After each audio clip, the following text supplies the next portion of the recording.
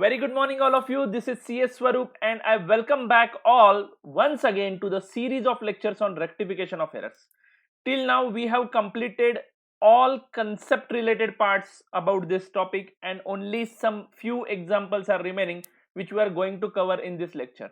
All the previous lectures has been uploaded on this YouTube channel, and please, the link of which is shared with you in the description box. So I request you to please watch those lectures first and then only watch this one. In this lecture we are just going to do a practical examples. So only 3 examples are remaining. So let's have a recap of what we have completed till now. I think up to illustration 8 we have completed all the questions, and from practice questions we have completed this question number 1, right? So question number 2, 3 and 4 is remaining. 2, 3 and 4 is remaining. So let's complete that one first, right? सो बच्चों 3 question ही बाकी है, 3 question खत्म करेंगे और इस topic को पूर्ण विराम देंगे हम लोग। करेक्ट है? यस। तो बच्चों शुरू करता हूं second question of our practice questions. On going through the trial balance of ball bearing company limited, you find that the debit is in excess by ₹150, that the debit is in excess by ₹150। तो बच्चों आप लोग देख सकते हो 150 rupees से debit ज्यादा दिख रहा है। This was credited to suspense account. This was credited to suspense account. On a close scrutiny of the books, the following mistakes were noticed. On the close scrutiny of the books, following mistakes were noticed. तो क्या क्या बच्चों, suspense account को इन्होंने balance transfer करके रखा है, debit ज्यादा है क्रेडिट से, यानी सस्पेंस अकाउंट डेबिट बैलेंस दिखाएगा या क्रेडिट बैलेंस दिखाएगा? Debit side is more than credit, यानी डिफरेंस आएगा क्रेडिट साइड पे, यानी सस्पेंस अकाउंट क्रेडिट बैलेंस दिखाएगा। बराबर है? तो सस्पेंस अकाउंट को वो क्रेडिट कर दिया है हमने, यानी suspense account already credit balance दिखाना शुरू कर देता है। On a close scrutiny of the books the following mistakes were noticed. तो बच्चों उसी साल में रेक्टिफिकेशन करना है हमें, उसी साल में हमने स्क्रूटिनाइज किए अकाउंट्स, यानी हमने चेक किए सारे लेजर अकाउंट्स और हमें ये 6 मिस्टेक्स मिल गई। The total of debit side of expense account has been cast in excess by ₹50. The sale account has been totaled in short by ₹100. One item of purchase of ₹25 has been posted from the day book to the ledger at ₹250.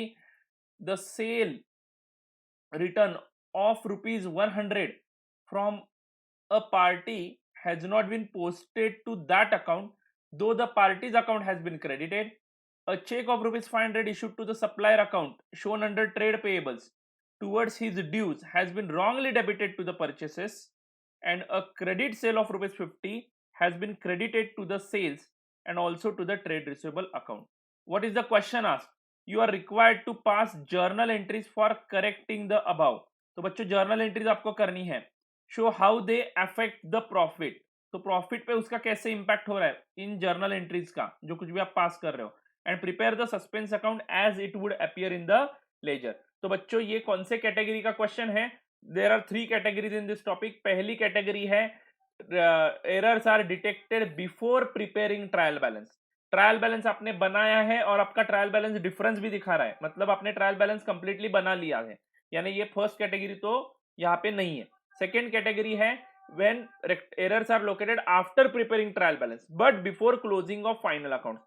तो यहाँ पे बच्चों final accounts close किए हैं ऐसा कुछ बताया नहीं है। थर्ड सिचुएशन स्पेसिफिक है, वहां पे आपको बताया जाएगा कि नेक्स्ट ईयर में आप रेक्टिफिकेशन कर रहे हो, तो यहाँ पे ऐसा कुछ नहीं बताया है। तो हम क्या समझेंगे कि हमने ट्रायल बैलेंस बनाया है और उसके बाद एरर्स ढूंढने शुरू किए और क्वेश्चन में वही दिया है, तो हम सेकेंड कैटेगरी में फॉल कर रहे हैं। तो हम यहाँ पे सेकेंड कैटेगरी के हिसाब से सॉल्यूशन प्रिपेयर करेंगे, रेक्टिफिकेशन एंट्रीज प्रिपेयर करेंगे। समझो आप यही एरर्स थर्ड ईयर में प्रिपेयर रेक्टिफाई करते, नेक्स्ट ईयर में रेक्टिफाई करते, सॉरी थर्ड ईयर नहीं नेक्स्ट ईयर में रेक्टिफाई करते, तो बच्चों आपको समझ में आ जाता कि उस वक्त कैसे जर्नल एंट्रीज करनी है, राइट? तो उस वक्त हमें P&L एडजस्टमेंट अकाउंट यूज करना पड़ेगा for nominal accounts and goods related real accounts.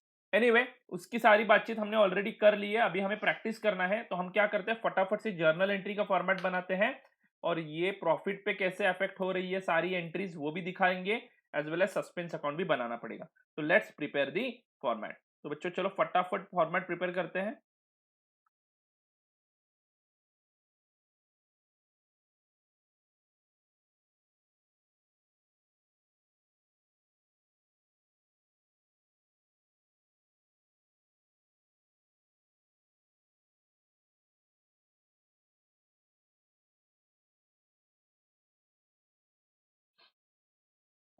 Just a second.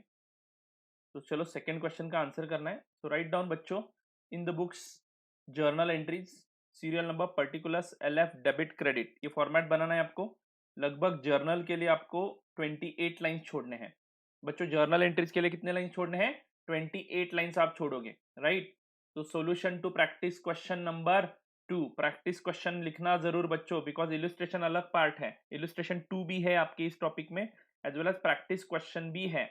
जहां पे इलस्ट्रेशन सॉल्व किया वहां पे इलस्ट्रेशन लिखना है, जहां पे प्रैक्टिस क्वेश्चन सॉल्व किए वहां पे प्रैक्टिस क्वेश्चन लिखना है, अदरवाइज आपको फ्यूचर में कंफ्यूजन हो सकता है। करेक्ट है बच्चों? हाँ। तो on going through the trial balance, sorry extremely sorry, journal entry का फॉर्मेट बनाओ फटाफट। 28 lines are required. After that prepare suspense account also, after that prepare suspense account also बच्चों। सस्पेंस अकाउंट बनाओ और उसके बाद एक लाइन ब्लैंक छोड़ना है। सस्पेंस अकाउंट के लिए 6 लाइन्स रिक्वायर्ड है हमें, 6 lines are required for suspense account and leave 1 line blank after that, or else leave 3 lines blank after that। तो बच्चों सस्पेंस अकाउंट बना लिया आपने, तो बच्चों उसके बाद आपको 3 लाइन ब्लैंक छोड़ने हैं, 3 लाइंस ब्लैंक छोड़ने, एक नोट लिखवाना है मुझे, 3 लाइंस कृपया करके ब्लैंक छोड़ो, ठीक है बच्चों। और उसके बाद लिखो impact of rectification entries on profit, impact of rectification entries on profit. तो बच्चों लिख लिया impact of rectification entries on profit. Have you written this my friends? Impact of rectification entries on profit, and please draw this format. पिछले question में ऐसा ही similar question हमने इसके पहले भी आई थिंक लेक्चर नंबर 11 में या 10 में, I don't remember exactly, but कहीं पे हमने ऐसा एक क्वेश्चन सॉल्व किया, आई थिंक इलस्ट्रेशन 7 था, जिसमें हमने impact of rectification entries on profit निकाला था, right. I don't know the exact number of question, but we have solved such question already. तो वहां पे हमने प्रेजेंटेशन थोड़ा सा अलग किया था, यहाँ पे अलग कर रहा हूँ। यहाँ पे इंक्रीज का एक कॉलम बना रहा हूँ, डिक्रीज का एक कॉलम बना रहा हूँ। तो बार बार मुझे लिखने की जरूरत नहीं है कि प्रॉफिट इंक्रीज हो रहा है या डिक्रीज, मैं कॉलमनर फॉर्मेट में प्रेजेंटेशन करूंगा। अगर प्रॉफिट इंक्रीज हो रहा है तो इंक्रीज के कॉलम में लिखूंगा, अगर डिक्रीज हो रहा है तो डिक्रीज के कॉलम में लिखूंगा। तो how many adjustments are there? Total 6 transaction are there. तो लगभग 6 लाइन छोड़ दो आप इसके लिए, 6 से 7 लाइन टोटलिंग लेने के लिए एक लाइन छोड़ दो। Have you understood this my friends? Yes. तो let's go ahead and solve this example. चलो फटाफट फटाफट करना है।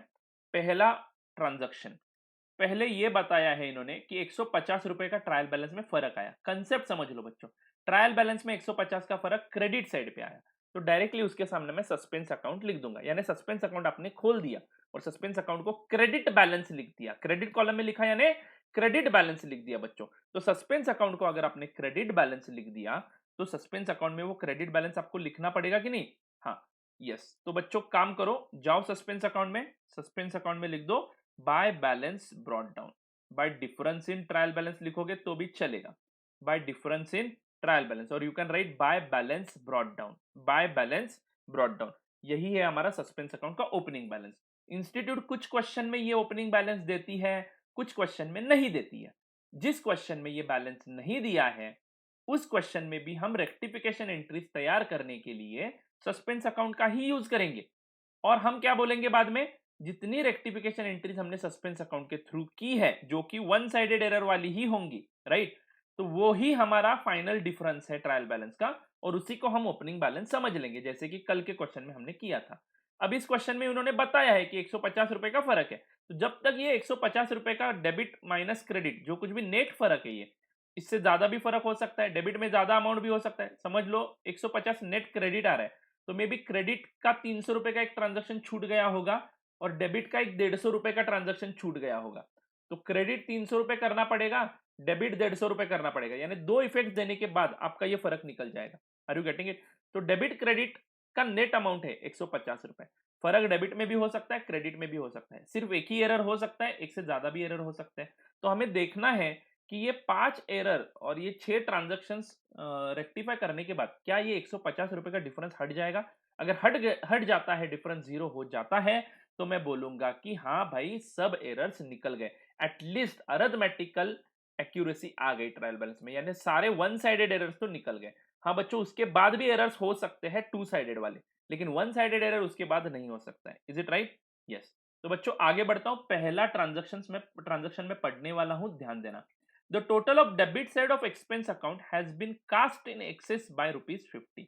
ध्यान से पढ़ूंगा, total of debit side of expense account, expense account का debit side have been cast in excess by ₹50, यानी सिर्फ एक्सपेंस अकाउंट में गलती हुई है कास्टिंग में, यानी एक्सपेंस अकाउंट का डेबिट का जब टोटल ले रहे थे हम लोग तो ₹50 से ज्यादा हो गया टोटल।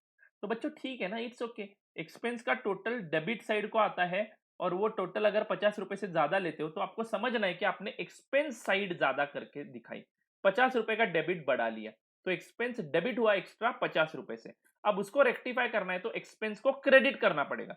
ये तो मुझे समझ में आ गया। तो what I will do, I will credit expense account, I will credit expense account to expense account ₹50। डेबिट कौन सा करूं बच्चों, ये सिंगल साइडेड एरर है या डबल साइडेड? गलती कैशबुक में भी हुई थी क्या? नहीं बच्चों, कैशबुक में कोई गलती नहीं है, सिर्फ आपने एक्सपेंस कॉलम का टोटल लेते समय ₹50 ज्यादा लिख दिया। कैशबुक में टोटलिंग बराबर हुआ है, बराबर ना। इस एक्सपेंस पेमेंट का दूसरा पार्ट कौन सा है, कैशबुक, तो कैशबुक में कोई गलती नहीं है। तो बच्चों ये सिंगल साइडेड एरर है। Single sided error trial balance में फर्क लाते हैं, और ट्रायल बैलेंस का जो कुछ भी फर्क है वो अपने सस्पेंस अकाउंट में ऑलरेडी पोस्ट कर दिया है। तो अभी बारी आ गई कि आप सस्पेंस अकाउंट यूज करो। तो सस्पेंस अकाउंट डेबिट, सस्पेंस में 150 का बैलेंस था, ये देखो उसमें से 50 कम हो गया, सस्पेंस अकाउंट डेबिट हो गया। देखो अभी सस्पेंस में बैलेंस रह गया ₹100। तो suspense account debit to expense account, ये हो गई हमारी एंट्री। तो चलो बच्चों जाओ अपने अकाउंट्स में, जर्नल में, और पहली एंट्री लिख दो, number 1, suspense account debit to expense account, suspense account debit to expense account, being the mistake in totaling of expense account rectified, being the mistake in totaling of expense account rectified। हाँ, आगे बढ़ता हूं बच्चों। Debit का total 50, credit का total 50, इसका posting भी करना है आपको। फटाफट सस्पेंस अकाउंट के डेबिट में आप यहाँ पे पोस्ट कर दो टू एक्सपेंस अकाउंट, ₹50 से एक्सपेंस कम कर दिया। नाउ बच्चों आपको समझ में आ रहा है क्या, ये 150 में से 50 का डिफरेंस निकल गया, देखो निकल गया। ठीक है, हाँ चलो आगे बढ़ता हूं बच्चों। हाँ बच्चों, इसका प्रॉफिट पे इंपैक्ट क्या होगा, एंट्री जरा देखो। सस्पेंस अकाउंट के बारे में कुछ सोचने की जरूरत नहीं है, वो एक डिफरेंस ही था जो अभी बराबर हो गया। लेकिन ये बराबर करते समय हमने एक्सपेंस को क्रेडिट कर दिया। एक्सपेंस को क्रेडिट करना यानी एक्सपेंस कम करना। Sir how can expense account be credited, आप ही ने बताया था expense account is a nominal account and it, nominal account का रूल क्या है, debit the expenses and losses. तो how expense can be credited, नलायको आपने उसको गलती से एक्स्ट्रा डेबिट किया था, वो गलती सुधारने के लिए मैं कर रहा हूं, उल्टा कर रहा हूं, गलती सुधारने के लिए मैं उसको क्रेडिट कर रहा हूं। तो ऐसे सिचुएशन में आपका नॉमिनल अकाउंट का रूल तो ब्रेक होने ही वाला है, क्योंकि आपने पहले गलती की थी और वो अब सुधार रहे हो बाय क्रेडिटिंग द एक्सपेंस। तो अब ये सही हो गया, एक्सपेंस जितने से डेबिट होना चाहिए था उतने से हो गया। Is it clear to you? हाँ, तो बच्चों एक्सपेंस कम होने के कारण प्रॉफिट बढ़ता है या घटता है? प्रॉफिट बढ़ता है बच्चों। तो यहाँ पे लिखना, इस टेबल में लिखना mistake in totalling in expense. तो तीनों आंसर मैं एक साथ बना रहा हूं, mistake in totalling, suspense account यहाँ पे बन गया, प्रॉफिट पे इंपैक्ट यहाँ पे बन गया। Mistake in totalling expense, increase या डिक्रीज, एक्सपेंस कम हुआ, profit will increase ₹50। I hope you are getting this. चलो next transaction, the sales account has been total in short by ₹100। अब इजी लग रहा है, देखो सेल्स अकाउंट का टोटल ₹100 से कम हुआ। सेल्स जनरली बच्चों क्रेडिट होता है, सेल किया तो सेल अकाउंट क्रेडिट होता है, सेल का टोटल कम हुआ यानी सेल्स अकाउंट अपने ₹100 से कम क्रेडिट किया। लेट्स रेक्टिफाई इट, सेल्स को क्रेडिट कर दो बच्चों, ₹100 से सेल्स को क्रेडिट कर दो, लो कर दिया, टू सेल्स अकाउंट 100। डेबिट कौन सा अकाउंट करोगे? अब फिर से वही थ्योरी रिपीट नहीं करूंगा, डेबिट कौन सा अकाउंट करूंगा मैं? Suspense account, because this is also one sided error, जिसके कारण ट्रायल बैलेंस में फर्क आया होगा ₹100 का, और वो फर्क हमने सस्पेंस अकाउंट को ट्रांसफर करके रखा था। तो suspense account debit to sales account, ये एंट्री होगी। फटाफट जाके एंट्री लिख लो बच्चों, फटाफट जाके एंट्री लिख लो।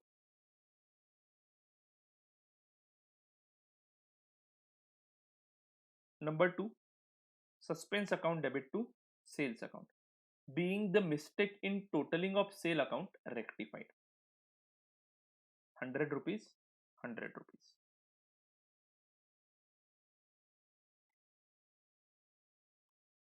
Have you written this entry? Narration जरूर लिखना है बच्चों, being the mistake in totaling of sales account rectified। Yes, तो बच्चों सस्पेंस अकाउंट के डेबिट में, सस्पेंस अकाउंट के डेबिट में to sales account ₹100, to sales account ₹100।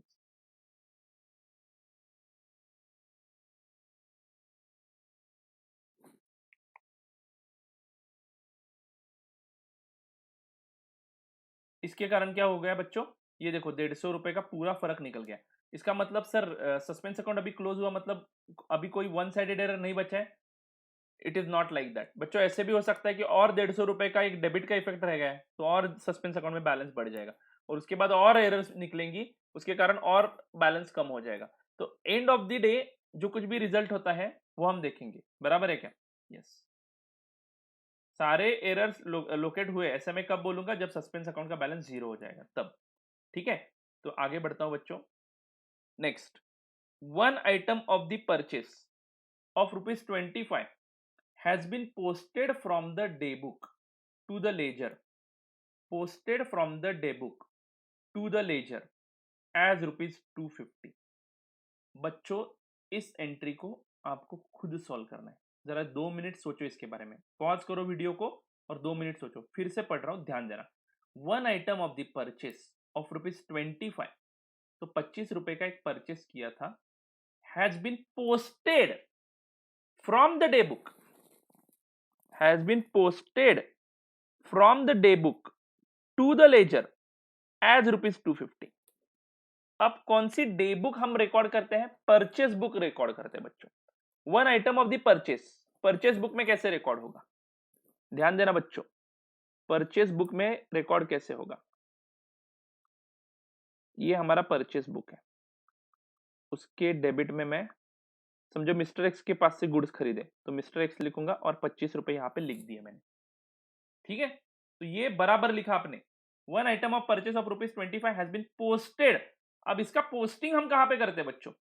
इसका पोस्टिंग दो जगह पे होता है, एक तो परचेस अकाउंट में होता है, ध्यान देना बच्चों, बहुत ही इंपॉर्टेंट पॉइंट है। एक तो परचेस अकाउंट में होता है पोस्टिंग, और दूसरा पोस्टिंग होता है मिस्टर एक्स के खाते में। तो मेरा सिंपल सा सवाल यह है कि गलती आपने परचेस अकाउंट में कर दी या मिस्टर एक्स के खाते में कर दी पोस्टिंग करते समय? इन्होंने क्या बोला है, has been posted from the day book to the ledger as ₹50। Ledger बोला है बच्चों, दो लेजर में पोस्टिंग करता हूं ना जर्नल एंट्री का मैं। हर जर्नल एंट्री को मिनिमम दो इफेक्ट्स तो होते ही है। तो बच्चों दो इफेक्ट्स होते हैं, debit as well as credit. तो दोनों अकाउंट में पोस्टिंग होगा ना, परचेस अकाउंट में भी पोस्टिंग करता हूं मैं, मिस्टर एक्स के खाते में भी पोस्टिंग करता हूं। तो ये कौन से गलती के बारे में बोल रहे हैं? 250 रुपए की गलती जो हुई वो परचेस अकाउंट में हुई या मिस्टर एक्स के खाते में हुई? ये मेरा सिंपल सा क्वेश्चन है आपको। तो कुछ बच्चे आंसर कर रहे हैं दोनों अकाउंट में पोस्टिंग गलत हो गया। बच्चों आपको ध्यान से प्रोसेस को समझना है, प्रोसेस को समझना है। देखो परचेस बुक से मैं परचेस अकाउंट में पोस्टिंग करते समय पर डे बुक से बोला है, राइट? तो डे बुक से बोलते हैं, तो गलती कहां पे हो चुकी है मुझे ये बताना है आपको। ठीक है, तो गलती में भी परचेस अकाउंट में भी हो सकती है एज वेल एज पार्टी के खाते में भी हो सकती है, करेक्ट है क्या? तो पार्टी के खाते में गलती हुई है, परचेस अकाउंट में गलती हुई है, this was my question. And according to process of subsidiary books, day book में से आप जब पोस्टिंग करते हो तो आपको प्रोसेस पता होगा बच्चों। पहले आप ये परचेस अकाउंट में पोस्टिंग कैसे करते हो ये बताओ मुझे। परचेस अकाउंट में बच्चों मैं सिंगल पोस्टिंग कभी करता ही नहीं हूं, मैं हर ट्रांजैक्शन को पोस्ट करता ही नहीं हूं। मैं क्या करता हूं, इसका टोटल लेता हूं और ये टोटल यहां पे जाता है जो मंथ के एंड में करते हैं हम लोग, बराबर है क्या?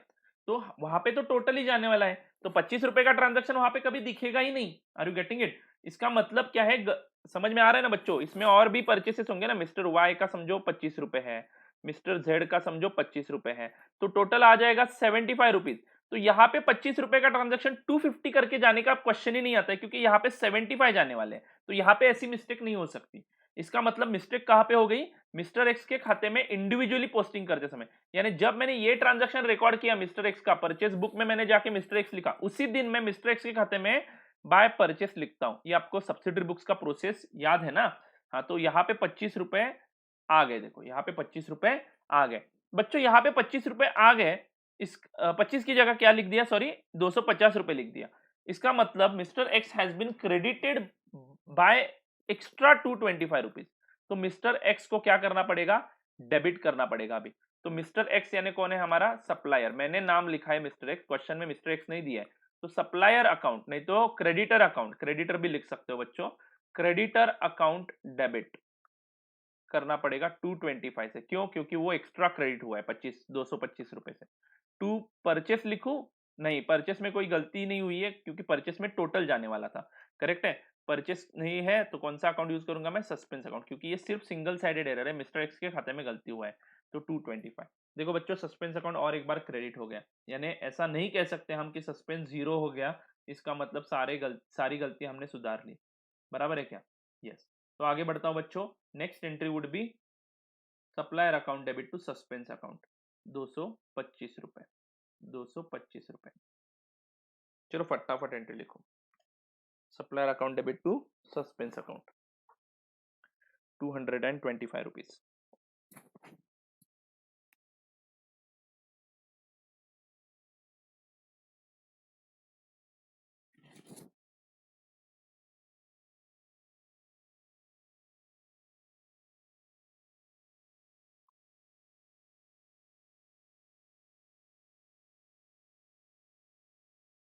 हो गया बच्चों, supplier account debit to suspense account. That's it. आगे बढ़ता हूं बच्चों, अभी क्या करना है, इसका पोस्टिंग करना है सस्पेंस के क्रेडिट में by supplier account. By trade payables लिखा है मैंने, आप बाय सप्लायर लिखो, वही वही लिखो जो ऊपर लिखा है, बाय सप्लायर। ठीक है। अब बोलो बच्चों, इस एंट्री का क्या इफेक्ट होगा ट्रायल बैलेंस पे, सॉरी प्रॉफिट पे? अरे ये रह गया क्या, हमारा सेकेंड एंट्री का इफेक्ट रह गया। सेकेंड एंट्री में सेल्स अकाउंट क्रेडिट हुआ है, सस्पेंस का कोई इफेक्ट होता ही नहीं है क्योंकि सस्पेंस में ऑलरेडी बैलेंस है, वो कम हो जाएगा, बराबर है क्या? सस्पेंस अकाउंट में ऑलरेडी 150 का बैलेंस है क्रेडिट, उसको डेबिट करता हूं मैं तो बैलेंस कम हो जाएगा वो, बराबर है क्या? 150 से वो बैलेंस आ जाएगा 50 पे। I hope you are getting my point. पहली एंट्री भी कंसिडर करते हो तो वो जीरो ही हो गया सस्पेंस अकाउंट पे। सस्पेंस अकाउंट डेबिट क्रेडिट होने का प्रॉफिट पे कोई इंपैक्ट नहीं होगा, is it right?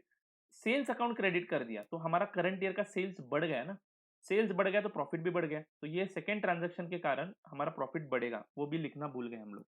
Mistake in totalling in sales, profit will be increase by ₹100, correct है। अब तीसरा transaction, supplier account which is a personal account, supplier account which is a personal account, suspense account is also not a nominal account. तो बच्चों आप observe करो, entry में कोई nominal account आता है तभी प्रॉफिट पे इंपैक्ट होगा, एंट्री में कोई गुड्स रिलेटेड रियल अकाउंट आता है तभी प्रॉफिट पे इंपैक्ट होगा। इस थर्ड एंट्री में neither there is a nominal account, neither there is goods related real account, that's why there will not be any impact on profit. So third item का कोई भी प्रॉफिटेबिलिटी पे impact नहीं होगा क्योंकि सप्लायर का balance change होगा और सस्पेंस अकाउंट का बैलेंस चेंज होगा, करेक्ट है बच्चों? तो यहां पे मैं लिखूंगा ही नहीं क्योंकि ये प्रॉफिट इंक्रीज बाय नहीं तो डिक्रीज बाय के ही कॉलम बनाए, तो बाय वे ऑफ नोट मैं लिखूंगा कि थर्ड इफेक्ट, थर्ड ट्रांजैक्शन का कोई भी इंपैक्ट नहीं हो रहा है प्रॉफिटेबिलिटी पे, ऐसे में लिखूंगा, बाद में लिखूंगा नोट, बट ये ध्यान में रखूंगा कि तीसरे ट्रांजैक्शन का प्रॉफिटेबिलिटी पे इंपैक्ट इज जीरो। चौथा transaction, the sale return of ₹100 from a party has not been posted to that account though the party's account has been credited. Clear cut बताया है, has not been posted to the account, to that account though the party's account has been credited. बच्चों sales return की entry बोलो फटाफट, sales return यानी goods हमारे पास वापस आ रहे हैं तो सेल्स रिटर्न अकाउंट डेबिट करूंगा, sales return account debit, how much, ₹100 to party account, ऐसे हमें एंट्री करनी थी। ठीक है बच्चों, एंट्री आपने की कि नहीं की वो मुझे पता नहीं है, बट पोस्टिंग करते समय आपने क्या किया, ये सेल्स रिटर्न के डेबिट में पोस्टिंग नहीं किया है। Party account has been credited correctly, though the party account has been credited, तो पार्टी के खाते में पोस्टिंग हो गया बच्चों, पार्टी के खाते में पोस्टिंग हो गया, सिर्फ सेल्स रिटर्न के डेबिट में पोस्टिंग होना रह गया। तो sales return account debit to party account, ऐसा मैं पोस्टिंग करके खत्म कर सकता हूं, लेकिन मैंने लेजर क्लोज किए हैं तो मैं सेल्स रिटर्न अकाउंट को डेबिट तो जरूर करूंगा, बट क्रेडिट कौन से खाते को करूंगा, पार्टी नहीं, सस्पेंस अकाउंट को करूंगा, क्योंकि ये सिंगल साइडेड एरर होने के कारण सिर्फ पार्टी क्रेडिट हुआ था उस वक्त, तो फिर से पार्टी को क्रेडिट करने की जरूरत नहीं है, मैं दूसरा अकाउंट यूज करूंगा, कौन सा, सस्पेंस अकाउंट, क्योंकि सेल्स रिटर्न डेबिट होना छूट गया था, इसलिए सस्पेंस अकाउंट में मे बी डेबिट बैलेंस आ गया होगा, राइट? तो sales return account debit to suspense account, this will be the journal entry, sales return account debit to suspense account, ₹100, ₹100, sales return account debit to suspense account, 100, 100।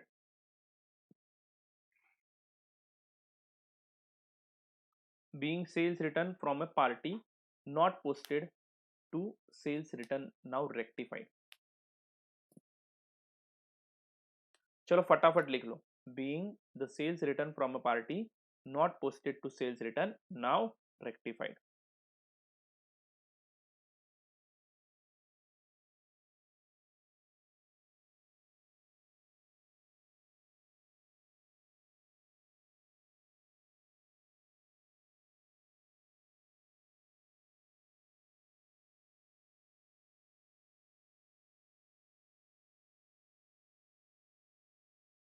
चलो आगे बढ़ू बच्चों। हाँ, तो इसका पोस्टिंग करना पड़ेगा sales return account debit to suspense account. देखो अभी सस्पेंस अकाउंट का बैलेंस फिर से चेंज हो गया, सॉरी उल्टा इफेक्ट है क्या, by sales return account, by sales return account 100 rupees, correct है। यस, तो सेल्स सस्पेंस अकाउंट फिर से क्रेडिट हो गया, बैलेंस बढ़ गया सस्पेंस अकाउंट में। अब कितना बैलेंस दिखा रहा है सस्पेंस अकाउंट, क्रेडिट साइड का टोटल है 475, डेबिट साइड का है 150, तो आई थिंक 325 का बैलेंस दिखा रहा है डेबिट बैलेंस, क्रेडिट बैलेंस दिखा रहा है सस्पेंस अकाउंट। ठीक है, नेवर माइंड, आगे बढ़ता हूं। A cheque of rupees 500 issued to the supplier account, a cheque of rupees 500 issued to the supplier account. और एक गलती सुधारनी है हमें, सॉरी इसका इंपैक्ट, सेल्स रिटर्न का इंपैक्ट ऑन प्रॉफिटेबिलिटी रह गया, सॉरी। अब देखो sales return account goods related account है बच्चों, तो गुड्स रिलेटेड अकाउंट आपके एंट्री में आया, इसका मतलब आपके प्रॉफिटेबिलिटी पे इंपैक्ट हो गया। सेल्स रिटर्न बढ़ गए हमारे, यानी हमारा इनडायरेक्टली सेल्स कम हुआ। सेल्स रिटर्न बढ़ना यानी सेल्स में से ही माइनस करते हैं ना हम ट्रेडिंग अकाउंट में, तो हमारा सेल्स कम हुआ बच्चों। सेल्स कम हुआ इसका मतलब प्रॉफिट भी कम हो जाएगा। तो यहां पे लिखता हूं मैं, mistake in posting from day book to the ledger under purchase. कौन सा ट्रांजेक्शन है, वही सेल्स रिटर्न का।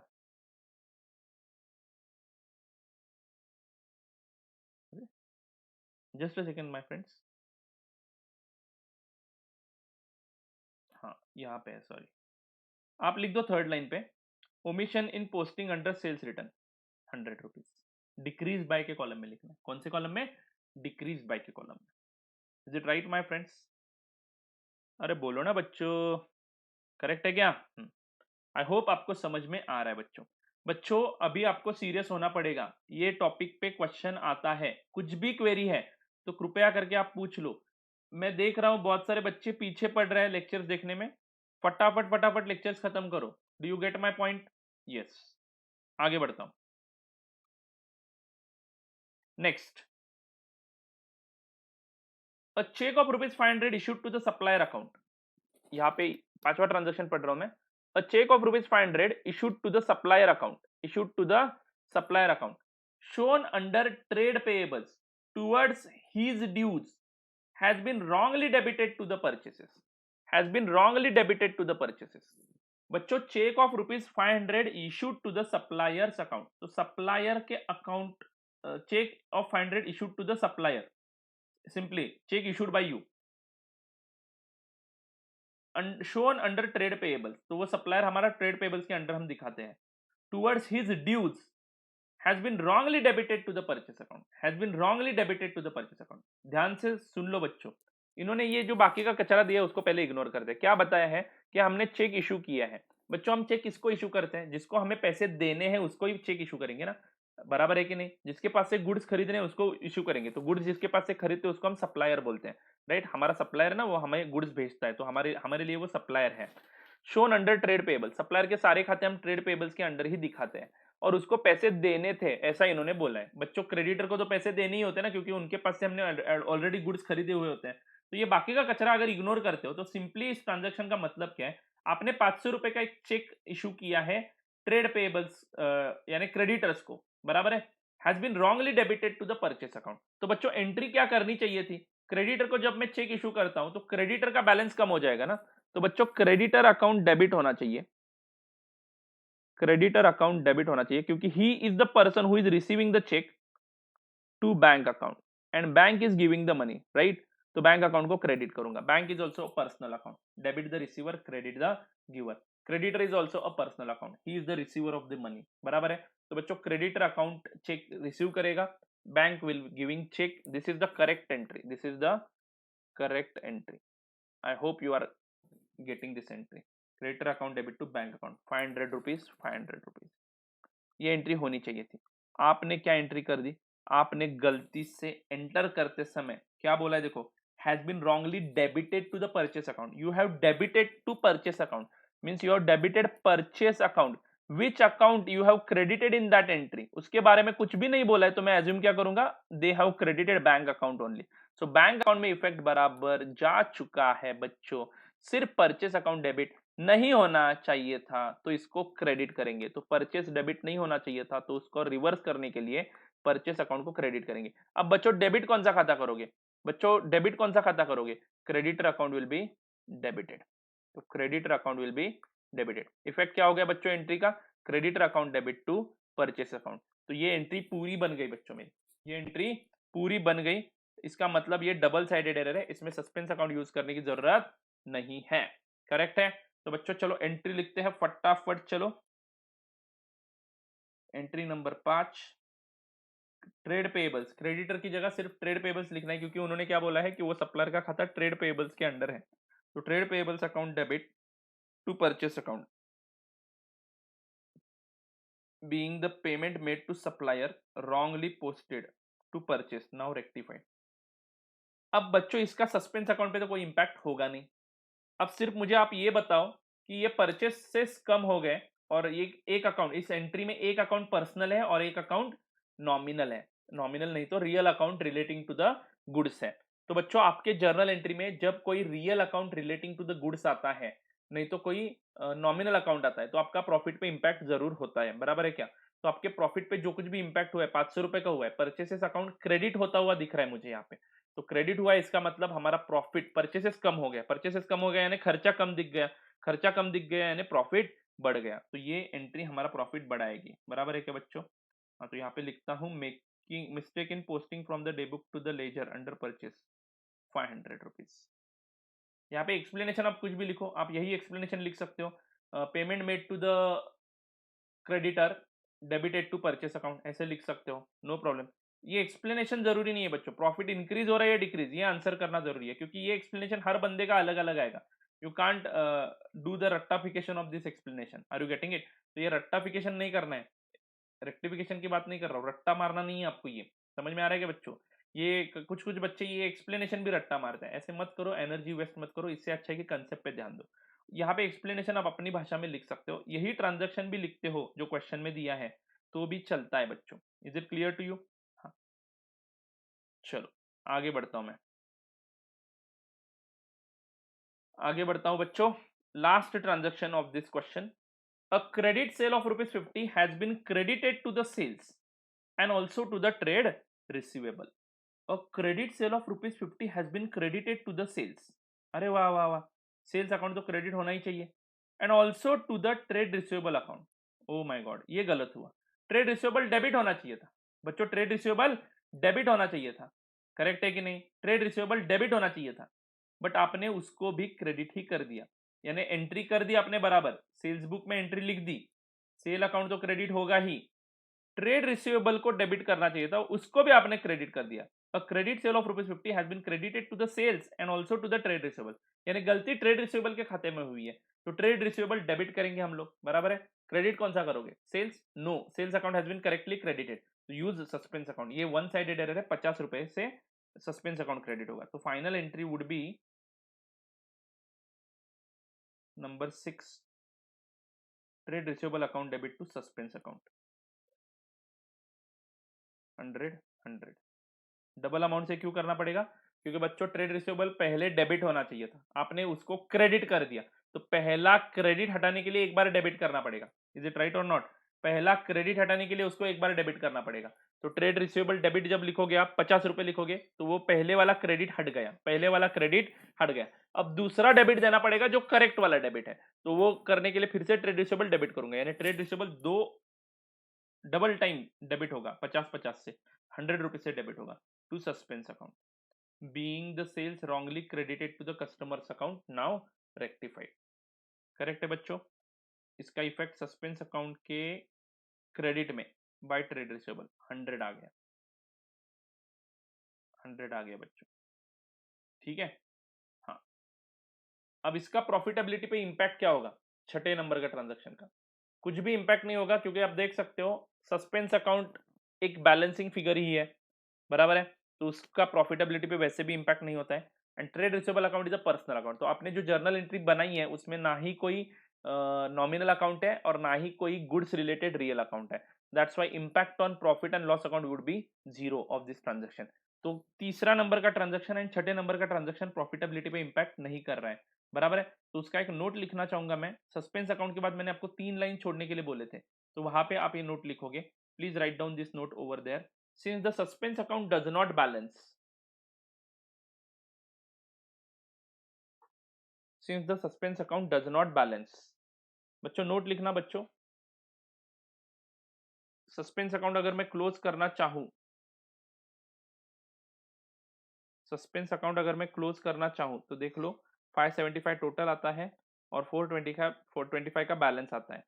ध्यान में आ रहा है कि आपको अभी सस्पेंस अकाउंट बैलेंस कौन सा दिखा रहा है, 425 का, 425 का बैलेंस दिखा रहा है बच्चों। ये बैलेंस मतलब क्या, सस्पेंस अकाउंट में अभी भी बैलेंस है 425 का, कौन सा बैलेंस है, क्रेडिट बैलेंस है। इसका मतलब सारे एरर्स अभी तक रेक्टिफाई नहीं हो पाए, तो एरर्स रेक्टिफाई करने पड़ेंगे, हमें एरर्स रेक्टिफाई करने पड़ेंगे। तो 425 से हम सस्पेंस अकाउंट को डेबिट करेंगे बाद में, जब एरर रेक्टिफाई होगा तब, और वो जीरो हो जाएगा। It depends on the error, credit भी हो सकता है सस्पेंस अकाउंट और बैलेंस बढ़ सकता ही है, इज इट राइट? हाँ, लेकिन अभी समझो आपने इतना बहुत सारा ट्राई करके भी, ये एक्स्ट्रा एक्सप्लेनेशन दे रहा हूं, इस क्वेश्चन के साथ रिलेटेड नहीं है, सिर्फ आपको बताना बताना चाहूंगा मैं, ये 425 के जो कुछ भी एरर्स है वो आपको डिटेक्ट हुए ही नहीं और आपको अकाउंट क्लोज करना पड़ा वैसे ही, तो ये सस्पेंस अकाउंट का बैलेंस का क्या करोगे आप लोग? मैंने ये ऑलरेडी एक्सप्लेन किया पिछले लेक्चर्स में। ये 425 के बैलेंस का क्या करोगे? ये 425 का बैलेंस आप कैपिटल अकाउंट को ट्रांसफर कर दोगे, अगर आपको बैलेंस शीट में सस्पेंस अकाउंट नहीं लिखना है तो। एक तो ये क्रेडिट बैलेंस है, तो बैलेंस शीट में अगर लिखना चाहते हो तो लाइबिलिटी साइड पे लिख सकते हो सस्पेंस अकाउंट, लाइबिलिटीज में लिखोगे सस्पेंस अकाउंट और 425 दिखाओगे। लेकिन बच्चों कितना बराबर होगा अगर आपके बैलेंस शीट में ऐसे सस्पेंस अकाउंट दिखता है तो? मतलब आपने कोई चोरी नहीं की, एक सिंपल सी अरिथमेटिकल मिस्टेक हो सकती है ये, लेकिन शेयर होल्डर्स के मन में डाउट आ जाएगा कि इन्होंने सस्पेंस अकाउंट क्यों लिखा है, इनको ही पता नहीं है अकाउंटिंग कैसा करता है। Are you getting it? तो सस्पेंस अकाउंट लिखना जरूरी बराबर नहीं है बच्चों। तो आप लोग क्या करोगे, सस्पेंस अकाउंट का जो कुछ भी बैलेंस है वो कैपिटल में टेम्पररी पीरियड के लिए पोस्ट कर दोगे। तो कैपिटल को ट्रांसफर करना है तो क्या एंट्री होगी बच्चों, यहाँ पे सिंपली क्या लिखूंगा मैं, टू कैपिटल। तो सस्पेंस अकाउंट डेबिट करूंगा क्योंकि उसको क्रेडिट बैलेंस है तो उसको डेबिट करके जीरो करना है। तो 425 से सस्पेंस अकाउंट डेबिट होगा and capital account would be credited, is it right? तो बच्चों अब कैपिटल का बैलेंस बढ़ गया, देखो अब कैपिटल का बैलेंस बढ़ गया। इलिस्ट्रेशन 8 में इन्होंने क्या किया था, इंस्टीट्यूट ने वो बैलेंस पी एंड एल को भेजा था, लेकिन पी एंड एल का प्रॉफिट बढ़ गया उसके कारण, और पी एंड एल से वो बैलेंस कहां पे जाता है, फिर से कैपिटल में ही जाता है। तो पी एंड एल को ट्रांसफर करना बराबर नहीं है, क्योंकि आपको पता नहीं है कि इतने से हमारा प्रॉफिट बढ़ेगा या घटेगा, क्योंकि उसमें से कुछ एरर्स का ही इंपैक्ट हमारे प्रॉफिटेबिलिटी पे होता है। अगर आपके जर्नल रेक्टिफिकेशन एंट्री में कोई नॉमिनल अकाउंट आया ही नहीं, कोई real account relating to the goods आया ही नहीं, तो आपके प्रॉफिटेबिलिटी पे इंपैक्ट नहीं होने वाले। तो प्रॉफिट को ट्रांसफर करना बराबर बात नहीं है।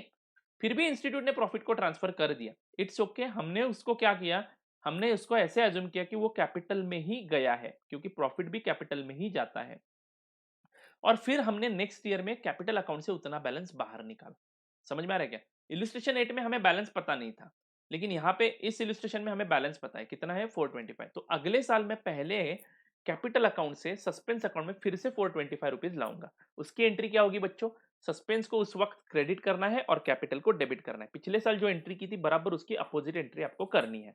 तो बच्चों उस वक्त एंट्री क्या होगी, सस्पेंस को क्रेडिट करना है और कैपिटल को डेबिट करना है। I hope you are getting my point, I hope you are getting my point. ठीक है बच्चों, यस, फाइन। आगे बढ़ता हूं बच्चों, मैं आगे बढ़ता हूं, ठीक है। यस, तो सस्पेंस अकाउंट का बैलेंस वैसे ही रखो, आपको कुछ कैपिटल को वगैरह ट्रांसफर नहीं करना है। अभी इस क्वेश्चन में वैसे नहीं बोला है, मुझे लगता है कि अभी भी टाइम है हमें एरर्स डिटेक्ट करने के लिए, तो हम अभी भी डिटेक्ट करेंगे और उसके बाद नहीं डिटेक्ट होते तो फिर हम उसको कैपिटल को ट्रांसफर करेंगे। आगे बढ़ता हूं। हाँ, उसके बाद लिखो, आपने ये लिख दिया, कॉपी किया पूरा, नहीं किया है तो कॉपी कर दो, मैं पढ़ लेता हूं अभी। Since the suspense account does not balance, it is clear that errors have not been traced. कुछ एरर अभी भी ट्रेस करना बाकी है। As a result of the above correction, जो कुछ भी ऊपर हमने करेक्शन किया, net profit will be increase by decrease by. हो गया, ये नोट यहीं पे खत्म होता है। यहाँ पे टोटल कर दो, प्रॉफिट टोटल इंक्रीज कितने से होगा, 650 से इंक्रीज होगा और डिक्रीज हो जाएगा 100 रुपए से। ठीक है, नेट इंक्रीज लिखना चाहूँ तो 550 से प्रॉफिट इंक्रीज होगा। नेट इंक्रीज लिखना चाहूँ तो 550 से इंक्रीज होगा, 650 माइनस 100 कर दिया। ठीक है बच्चों, और वो टेबल खत्म हो जाने के बाद यहाँ पे और एक नोट लिखना है आपको। As a result of this adjustment profit will be increase by rupees 550। As a result of this adjustment profit will be increase by rupees 550 and there is no impact of transactions number 3 and 6. There is no impact of profit, there is no impact of transaction number 3 and 6 on profit.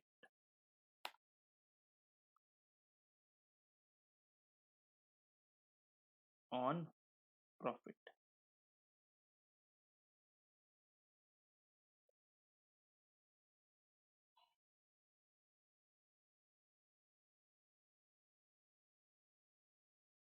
You can write here, ये line उसमें add कर दो।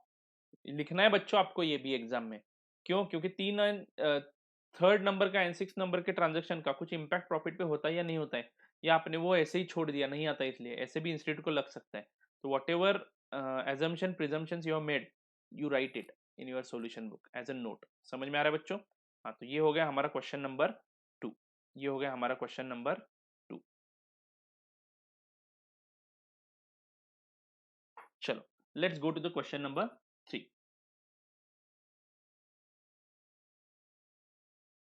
Mr. A closed his books of accounts on September 30th 2016। ध्यान दो बच्चों, mister a closed his books of accounts on September 30th 2016। तो 30 सितंबर 2016 को account close कर दिए गए। यानी आप कौन से कैटेगरी में जा रहे हो बच्चों? थर्ड कैटेगरी में जा रहे हो। आई थिंक आप अभी अकाउंट क्लोज कर रहे हो, इसका मतलब आपके एरर्स रेक्टिफाई नहीं हुए हैं। आप उसको नेक्स्ट ईयर में रेक्टिफाई करोगे, आगे पढ़ोगे तो समझ में आएगा। In spite of the difference in the trial balance, तो ट्रायल बैलेंस में जो डिफरेंस था वो वैसे ही रखा हमने। The difference of rupees 830, credit being short. Credit short है मतलब डेबिट ज्यादा है, यानी फर्क क्रेडिट साइड में आ रहा है, तो सस्पेंस अकाउंट को क्रेडिट बैलेंस दिखेगा 830 का। It was carried forward in the suspense account. इन्होंने क्या किया, वो सस्पेंस अकाउंट में ही रखा और कैरी फॉरवर्ड कर दिया। मतलब इन्होंने कैपिटल को भी ट्रांसफर नहीं किया, नेट प्रॉफिट को भी ट्रांसफर नहीं किया, वो बैलेंस उन्होंने सस्पेंस में ही रखा। तो सस्पेंस अकाउंट क्रेडिट बैलेंस जो दिखा रहा था वो उन्होंने बैलेंस शीट में दिखाया एज इट इज लायबिलिटीज में। I hope you are getting it. In 2017 the following errors were located. अगले साल में क्या क्या एरर्स लोकेट हुए देखो। Sale of rupees 2300 to mister Lala was posted to the credit of mister Mala. अच्छी बात है, चलो देखते हैं क्या होने वाला है। तो ये ट्रांजेक्शन है। क्वेश्चन क्या पूछा है, pass journal entries to rectify the errors, have you any comment to make. तो आपको कुछ कमेंट करना है क्या, ऐसे सिंपल सा क्वेश्चन पूछा है। कमेंट क्या करना है बाद में देखते हैं बच्चों, कमेंट क्या करना है बाद में देखते हैं। पहले हमें जर्नल एंट्रीज बनाने हैं। और ये क्वेश्चन कौन से कैटेगरी में आता है, rectification of errors after preparing final accounts यानी नेक्स्ट ईयर। तो नेक्स्ट ईयर में अगर मैं रेक्टिफिकेशन कर रहा हूँ, तो जो आइटम्स नेक्स्ट ईयर के प्रॉफिटेबिलिटी पे इंपैक्ट करने वाले हैं, जो पिछले साल के प्रॉफिटेबिलिटी पे इंपैक्ट करने वाले थे बट गलती करने के कारण पिछले साल का प्रॉफिट भी गलत आया है और उसका इंपैक्ट नेक्स्ट प्रॉफिट पे नहीं होना चाहिए, इसलिए हम उसको प्रॉफिट एंड लॉस एडजस्टमेंट के थ्रू कैरी आउट करेंगे। करेक्ट है ना बच्चों? हाँ, तो काम करते हैं, पहले फॉर्मेट ड्रॉ करते हैं।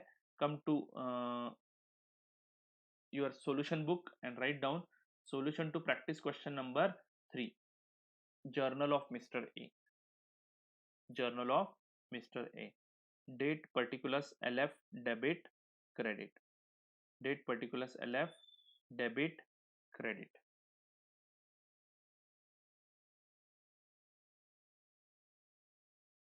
date particulars LF, debit credit।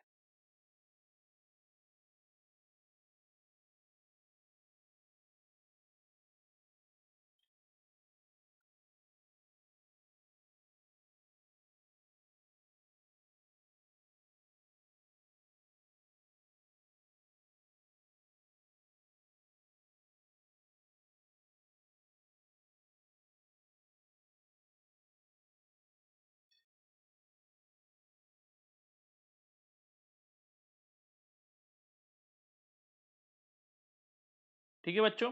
हाँ, तो ये फॉर्मेट तो रेडी है। ये क्वेश्चन मुझे वन स्ट्रेच में सॉल्व करना है, तो ये क्वेश्चन मैं अगले लेक्चर में सॉल्व करने वाला हूँ। और उसके बाद ये जो लेक्चर नंबर इलिस्ट्रेशन नंबर 4 है वो भी मैं अगले लेक्चर में सॉल्व करने वाला हूँ। ठीक है बच्चों, इलिस्ट्रेशन 4 में भी एक 5-6 ट्रांजेक्शन होंगे। ठीक है, एफ तक है, तो ये 5-6 ट्रांजेक्शन भी मैं अगले लेक्चर में सॉल्व करने वाला हूँ। अब मैं आपके साथ एक चीज रह गई थी हमारे थ्योरी में से, वो डिस्कस करने के लिए जा रहा हूँ। ठीक है बच्चों, कौन सा रह गया था देखते हैं।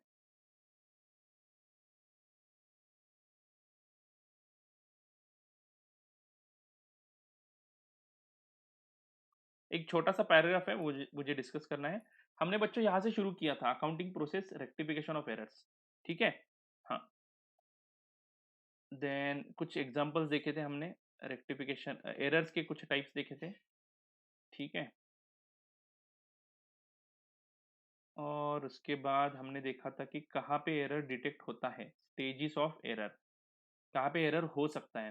तो रिकॉर्डिंग ऑफ जर्नल एंट्री के वक्त हो सकता है, पोस्टिंग के वक्त हो सकता है, बैलेंसिंग ऑफ लेजर के वक्त हो सकता है, नहीं तो ट्रायल बैलेंस बनाते समय भी एरर हो सकता है। ठीक है बच्चों, हाँ। उसके बाद हमने देखा था कि कुछ एरर्स ट्रायल बैलेंस पे अफेक्ट करते हैं, जिनको हमने सिंगल साइडेड एरर बोला था, और कुछ एरर ट्रायल बैलेंस को अफेक्ट नहीं करते, जिनको हमने डबल साइडेड एरर बोला था। ये चार्ट मैंने जानबूझ के छोड़ दिया था। ठीक है बच्चों, हाँ, तो ये डिस्कस करने वाले हम लोग चार्ट भी। हाँ, अब steps to locate the error, ये पार्ट मैंने आपको नहीं सिखाया था, देखो ये आज मैं डिस्कस करने वाला हूँ। अभी थोड़ा सा एक 10 मिनट लगेगा बस, दैट्स इट। तो steps to locate the error, मतलब आपका ट्रायल बैलेंस अगर टैली नहीं होता है, टैली नहीं होता है, तो आपको एरर कैसे ढूंढना है, कुछ स्टेप्स बताए हैं। सबसे इजी वाला स्टेप कौन सा है बच्चों, सारे लेजर अकाउंट छान मारो। यही एक अच्छा तरीका है, बट उसमें कितना टाइम जाएगा बच्चों। अगर आपके पास 10,000 लेजर अकाउंट्स है, तो 10,000 लेजर अकाउंट्स में से समझो एक ही अकाउंट में गलती है, तो एक अकाउंट की जो गलती है उसके लिए आप 9,999 लेजर अकाउंट चेक करोगे क्या? क्या इसमें कोई इजी या सिंपलेस्ट तरीका है क्या जो मुझे हेल्प कर सकता है? जरा दिमाग लगाओ। ठीक है, तो क्या दिमाग लगाना है देखो बच्चों, मतलब ये आपको सिर्फ एडवाइस दिया है इंस्टीट्यूट ने कि ऐसे इस प्रकार से आप चेक कर सकते हो। The following steps will be useful in the locating the errors. तो पहला स्टेप क्या है देखो, the two columns of the trial balance should be टोटल्ड again. सबसे पहले आपके ट्रायल बैलेंस की टोटल फिर से ले लो।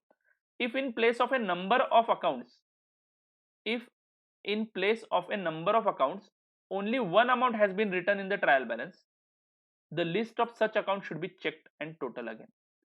बच्चों ध्यान दो, if in place of number of accounts, जैसे कि आपका ट्रायल बैलेंस है, यहाँ पे कैपिटल अकाउंट है, और फिर उसके बाद ड्रॉइंग अकाउंट लिखा आपने। कैपिटल अकाउंट में भी 100 रुपए बैलेंस है, ड्रॉइंग अकाउंट में भी 100 रुपए बैलेंस लिखा आपने। समझ लो बच्चों, if in place of a number of accounts, ये दो अकाउंट्स है, only one amount has been written in the trial balance, तो ट्रायल बैलेंस आप पूरा छान मारो और उसमें से ऐसे अकाउंट ढूंढ के निकालो जिसमें आपने सेम अमाउंट लिखा है, और उन अकाउंट्स को जाके चेक करो क्या हो सकती है गलती। बच्चों कैपिटल अकाउंट ही ध्यान में रख के आपने गलती से ड्राइंग अकाउंट में भी वही बैलेंस लिखा होगा मे बी। तो मे बी ये देखने के बाद आपको पता चल गया कि अरे ड्राइंग में तो 100 रुपए का बैलेंस है ही नहीं, सिर्फ 10 रुपए का है।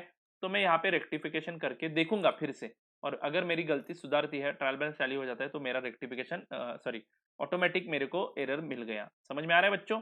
हाँ, तो ये एक पॉसिबिलिटी है एरर होने की। तो पहले हम एक काम करेंगे, ट्रायल बैलेंस में सिमिलर अमाउंट वाले सारे अकाउंट्स ढूंढ निकालेंगे और उस अकाउंट्स को फिर से चेक करेंगे। समझो उसके बाद भी आपको ये गलती नहीं मिली, इसके बाद भी आपको गलती नहीं मिली। इन्होंने क्या बोला है देखो, एग्जाम्पल के तौर पर list of trade receivable is the example from which trade receivable balance is derived.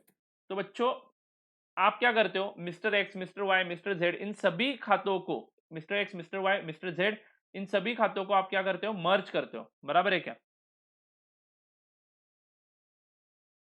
If in place of a number of accounts only one amount has been return.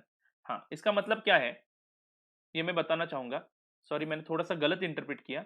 इसका मतलब क्या है, mister X, mister Y, mister Z, ये है मेरे debtors हैं। तो mister X कभी ट्रायल बैलेंस में हम अलग से नहीं दिखाते, मिस्टर वाई कभी ट्रायल बैलेंस में हम अलग से नहीं दिखाते, मिस्टर जेड कभी ट्रायल बैलेंस में नहीं लिखते हम लोग। हम इन mister X Y and Z के अकाउंट्स को ग्रुप कर देते हैं डेटर्स अकाउंट करके। वो भी एक टेक्निक बोला वो है, लेकिन इसका मतलब वो नहीं था। For the time being sorry for that, वो इग्नोर कर दो एक्सप्लेनेशन। अभी ये एक्सप्लेनेशन ध्यान में रखना, मैंने इंटरप्रेट गलत किया। हाँ, तो बच्चों क्या हुआ, mister X, mister Y and mister Z, ये जो अलग अलग अकाउंट्स है इनको रिप्रेजेंट करने के लिए मैं एक सिर्फ डेटर्स अकाउंट लिखता हूँ। यानी डेटर्स का अगर इसका 10,000 बैलेंस है डेबिट, मिस्टर वाई का डेबिट बैलेंस 10,000 है, मिस्टर जेड का डेबिट बैलेंस 10,000 है, तो इन तीनों अकाउंट का टोटल करता हूं मैं 30,000, और वो एक ही नंबर ट्रायल बैलेंस में लिखता हूँ डेटर्स। क्योंकि समझ लो बात को, अगर आपके 10,000 डेटर्स है तो 10,000 नाम लिखने में कोई पॉइंट नहीं है। उन 10,000 बैलेंसेस का टोटल करो और उस सभी बैलेंसेस को हम क्या बोलेंगे, डेटर्स।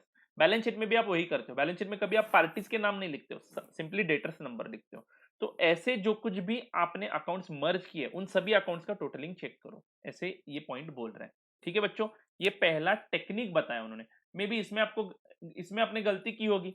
समझो 10 प्लस 10 प्लस 10 30 आता है, आपने गलती से यहाँ पे 40 लिखा, 10,000 का ट्रायल बैलेंस में फर्क पड़ गया। Are you getting it? Debit side बढ़ रहा है। तो ये गलती आप इस प्रकार से सुधार सकते हो। फिर से डेटर अकाउंट चेक करो, बस ये सभी इंडिविजुअल 10,000 खाते आपको चेक करने पड़ेंगे, आपके खाते कम हो जाएंगे। बाकी के खाते पे फोकस करने की जरूरत नहीं है, पहले ये करो। उसके बाद it should be seen that cash and bank balances have been written in the trial balance. बहुत बार गलती क्या होती है, आप कैश एंड बैंक बैलेंस लिखते हो नहीं है ट्रायल बैलेंस में, क्योंकि कैश बुक अलग होता है, बराबर है। कैश बुक ही अलग होने के कारण वो मे बी बैलेंस लिखना छूट सकता है। तो वो भी चेक करो कि आपने कैश एंड बैंक बैलेंस लिखे है कि नहीं ट्रायल बैलेंस में। उसके बाद देखो, the exact difference in the trial balance should be establish. समझो ट्रायल बैलेंस में 100 रुपए का फर्क है डेबिट में, 100 रुपए का डेबिट साइड को फर्क है, यानी credit is in excess of debit, तो डेबिट साइड को 100 रुपए का फर्क है। The ledger should be gone through, it is possible that the balance equal to the difference has been omitted from the trial balance. तो सभी ledgers का balance check करते जाओ। किसी लेजर में 100 रुपए का बैलेंस दिखता है तो रुक जाओ, और वो लेजर आपके ट्रायल बैलेंस में आया है कि नहीं वो आपको देखना है। बच्चों समझ में आ रहा है ना? हाँ, तो लेजर सारे बैलेंसेस चेक करेंगे, उसमें अगर एग्जैक्टली 100 रुपए का बैलेंस वाला कोई लेजर दिखता है तो वो लेजर हमारे ट्रायल बैलेंस में इंक्लूड हुआ है कि नहीं। क्योंकि बहुत बार क्या हो सकता है, कोई लेजर का बैलेंस हम लिखना ही भूल सकते हैं, तो वो भी हमें उस एंगल से भी देखना है। बच्चों सिर्फ ये इलिस्ट्रेटिव बोला है इन्होंने, इन्होंने एग्जाम्पल के तौर पे बोला कि इस प्रकार से एरर ढूंढते हैं हम लोग। समझ में आ रहा है क्या? इनडायरेक्टली आप क्या कर रहे हो, सभी लेजर अकाउंट्स इनडायरेक्टली कहीं ना कहीं किसी टेक्निक से आप चेक कर रहे हो। तो ट्रायल बैलेंस में जो फर्क है एग्जैक्टली उतनी ही अमाउंट का फर्क बैलेंस किसी लेजर में है क्या, वो देखना आराम हो जाएगा ना। समझो ऐसा ही फर्क किसी अकाउंट में मिल गया, यानी समझ लो रिटर्न इनवर्ड खाते को 100 रुपए का डेबिट बैलेंस है, वो आपने ट्रायल बैलेंस में लिखा ही नहीं था, पता चल गया 100 रुपए का फर्क क्यों पड़ रहा है, रिटर्न इनवर्ड का बैलेंस लिख दूंगा, खत्म, फर्क गायब। Are you getting it? The ledger account should be balanced again. ये ऊपर का सब कुछ करने के बाद भी कुछ नहीं मिला तो आप क्या करो, लेजर अकाउंट बैलेंस करो फिर से। गलती मिलती है कि देखो सभी लेजर अकाउंट को फिर से बैलेंसिंग करना है, कैलकुलेटर लेके बैठो, फटाफट फटाफट करो। Now what is this problem is not there बच्चों, why? Because computer accounting is there, तो आपका ट्रायल बैलेंस इमीडिएटली टैली होता है, क्योंकि डेबिट क्रेडिट के सिवाय आप आगे ही नहीं बढ़ सकते हो। Is it clear? हाँ, सिर्फ डेबिट नहीं कर सकते हो आप, जर्नल एंट्री मारते समय आपको कोई अकाउंट क्रेडिट करना ही पड़ेगा। तो आपको टू साइडेड एरर्स ही मिलेंगे कंप्यूटराइज्ड अकाउंटिंग में, वन साइडेड एरर मिलने का चांस बहुत ही कम है। और अगर आपकी कंप्यूटराइज्ड अकाउंटिंग में वन साइडेड एरर आ रहे हैं तो आपका सॉफ्टवेयर गलत है, समझ लो बात को। यस, आगे बढ़ता हूं बच्चों। The casting of subsidiary books should be checked again. तो सब्सिडरी बुक का टोटल भी चेक कर लो, उसके बाद भी लेजर अकाउंट बैलेंस करने के बाद भी टोटल एरर नहीं मिल रहा है तो सब्सिडरी बुक्स के बैलेंसेस अभी चेक करना शुरू करो, टोटलिंग ले लो सब्सिडरी बुक का बराबर। If the difference is very big the balance in the various account should be compared with the corresponding figures of the previous year. ये भी बहुत ही अच्छा तरीका है। समझो बहुत ही बड़ा फर्क आ रहा है तो काम करो, पिछले साल सैलरी कितनी पे की थी और इस साल सैलरी कितनी है, दोनों कंपेयर करो। पिछले साल सैलरी समझो 1 लाख रुपए थी और इस साल सडनली वो 10 लाख आ रहा है, तो आपको पता चलेगा अरे कुछ तो गड़बड़े खर्चे में, इतनी सैलरी हमने तो बढ़ा के नहीं दी है। हाँ, तो 9 लाख रुपीज का झोल है सैलरी अकाउंट में, तो सैलरी अकाउंट में आप ऑटोमेटिकली जाओगे ये कंपैरिजन के कारण, और फिर सैलरी अकाउंट को चेक करना, आपको पता चलेगा कि अरे ट्रायल बैलेंस में मैंने कुछ गलत लिखा है, बैलेंस 1 लाख ही था, मैंने गलती से 1 जीरो ज्यादा लिख दिया, हो गया error detect. Are you getting it? तो पिछले साल के अमाउंट के साथ कंपैरिजन करना है, ठीक है। जो डिफरेंस वाला अमाउंट है वही डिफरेंस वाला अमाउंट किसी अकाउंट में पोस्टिंग हुआ है क्या, देखो posting of the amount equal to the difference और हाफ ऑफ द डिफरेंस। कभी कभार क्या होता है, ये 100 रुपए का अमाउंट डिफरेंस है तो 50 भी कहीं पे पोस्ट हुआ है क्या वो भी देख लो, क्योंकि कभी कभार डेबिट करना होता है आप क्रेडिट कर देते हो तो डिफरेंस डबल अमाउंट से आ जाता है, बराबर है क्या? तो हाफ अमाउंट करना है, हाफ चेक करो as well as full amount भी चेक करो। If there is still difference in the trial balance a complete checking will be necessary. ये सब टेक्निक्स यूज करके भी अगर कुछ डिफरेंस रहता है तो आपको पूरा का पूरा अकाउंट चेक करना पड़ेगा, there is no other option that other than that. ठीक है, the posting of all entries including opening entry should be also check. It may be better to begin with the nominal accounts. ज़्यादातर गलतियाँ nominal account में हो सकती है क्योंकि nominal accounts ज़्यादातर होते हैं, ठीक है। पर्सनल रियल अकाउंट में हम बैलेंसेस क्रॉस टैली करते हैं ना पार्टी के साथ पेमेंट के वक्त, तो उसमें ज़्यादा चांसेस नहीं है, बट फिर भी आपको सभी अकाउंट्स चेक करने पड़ेंगे। तो ये छोटा सा एक पार्ट रह गया था हमारा डिस्कशन का, steps to locate the error. Theory point of view से एक बार पढ़ना है बस, बाकी एग्जाम के पॉइंट ऑफ व्यू से कुछ जरूरी नहीं है। ट्रायल बैलेंस टैली नहीं हुआ तो शुरुआत कहाँ से करूँ? डायरेक्टली इस स्टेप पे जाना है क्या? सभी अकाउंट चेक करोगे क्या? नहीं, उसमें कुछ टेक्निक बताएं। पहला टेक्निक कि डेटर्स जिस केस में आपने अकाउंट से क्लब करके दिखाए हैं, mister X, mister Y, mister Z नहीं दिखाया, डेटर्स नाम से उसको जाना है सभी अकाउंट्स को, तो उन अकाउंट्स की टोटल करो, पहला टास्क। उसके बाद और क्या करना है? कैश बैलेंस, बैंक बैलेंस लिखा है कि नहीं देखो, सिर्फ इतना ध्यान में रखना है आपको, ठीक है। तो ये प्योरली थ्योरी के पॉइंट ऑफ व्यू से मैंने पढ़ाया है, प्रैक्टिकल क्वेश्चन में इसका कोई भी सिग्निफिकेंस नहीं है। मे बी इस पे थ्योरी क्वेश्चन आ सकता है, नहीं आ सकता है, that is totally dependent on the institute, ठीक है। एक बार आपको पढ़ाया बस, ठीक है। तो बच्चों इसी के साथ आज का ये लेक्चर हम यहाँ पे खत्म कर देते हैं।